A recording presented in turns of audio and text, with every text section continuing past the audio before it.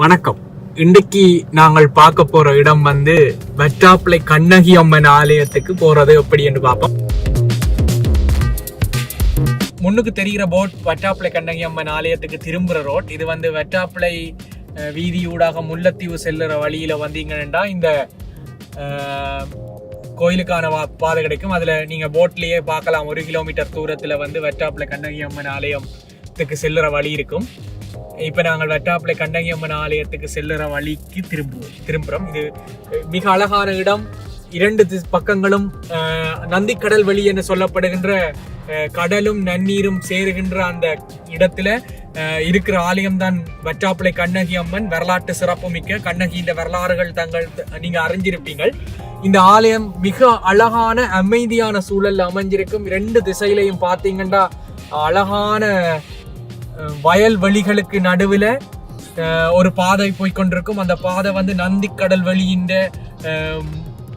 முடிவிடத்துக்கு போகும். இங்கிருந்து பார்க்கும் போதே இந்த பாதையில இருந்து பார்க்கும் போதே கோயிலின் கோபுரம் ஒரு தூர இடத்துல தெரிகிறதும் கட்டுமான பணிகள் நடந்து கொண்டிருக்கிற இந்த ஆலயம் கட்டுமான பணிகள் நிறைவடைந்தால் முல்லைத்தீவிலேயே மிக அழகான ஒரு ஆலயமாக இருக்கும்.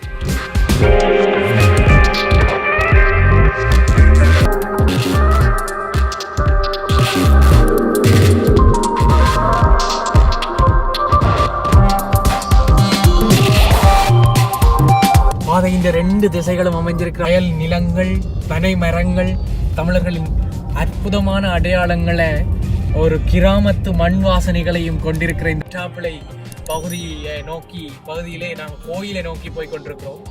மிக அழகாக இருக்கு. இந்த இடங்களை பார்க்க ரொம்ப அழகா இருக்கு. இது வெட்டாப்பிள்ளையின் மிக பிரதான நுழைவாயில். அதாவது பொங்கல் காலப்பகுதியில பல லட்சம் மக்கள் போற இந்த வெட்டாப்பிள்ளை கண்ணகி அம்மன் ஆலயத்துல இந்த இடத்துல மக்களை நிறுத்தி உள்ளுக்கு வாகனங்கள் அனுமதிக்காதவாறு செய்து மக்கள் மட்டுமே நடந்து செல்லக்கூடிய மாதிரி செய்வார்கள். ஆனா பொங்கல் இல்லாத நாட்கள்ல இந்த இடம் இந்த மக்கள் நடமாட்டமோ எதுவுமே இருக்காது.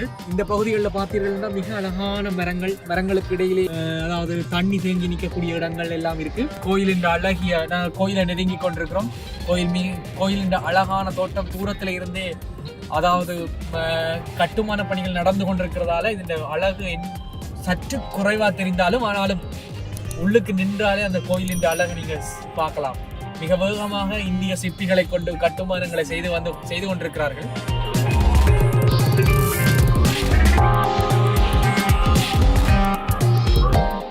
இந்த பகுதிகளில் அன்னதான மடங்கள்,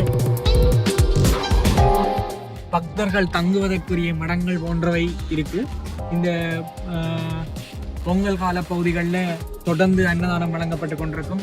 சிறப்பு அம்மாளுக்குரிய நாட்கள்லையும் அன்னதானம் வழங்கப்படுவது வழக்கம். இன்றைக்கு திங்கட்கிழமை என்றதால பக்தர்களை நாங்கள் காணக்கூடியதாக இருக்கும்.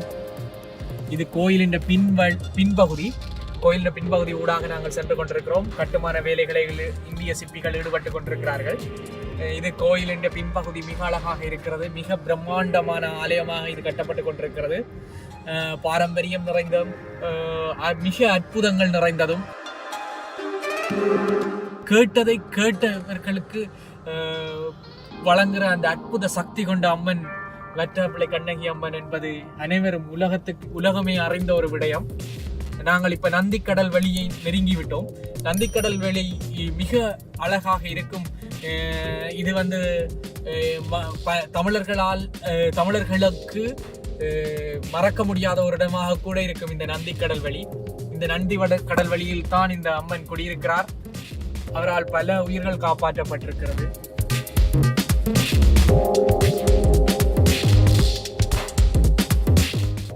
இதுதான் நந்திக்கடல் வெளி.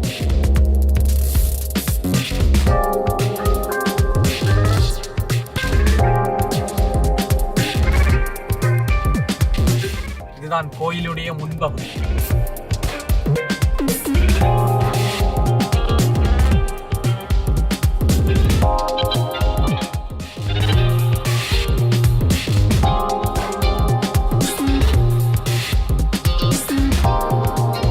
பல்லாயிரக்கணக்கான பக்தர்கள் என்ற ஒரே ஆசை இந்த கோயிலில் ஒரு முறையாவது வழிபட வேண்டும்.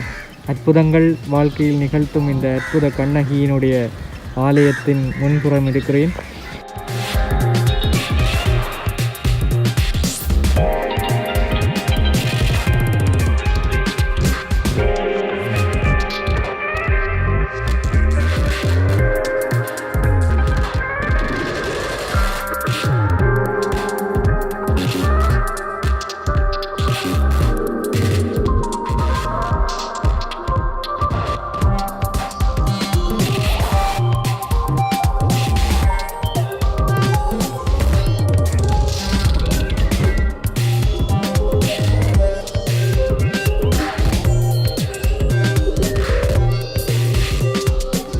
இந்த பகுதியில் தான் பொங்கல் செய்வதற்காக மக்கள் பயன்படுத்துவார்கள். இங்கே பொங்கல் அம்மனுக்கு படைத்தல் நிகழ்வுகள் நடைபெறுவது வழக்கம்.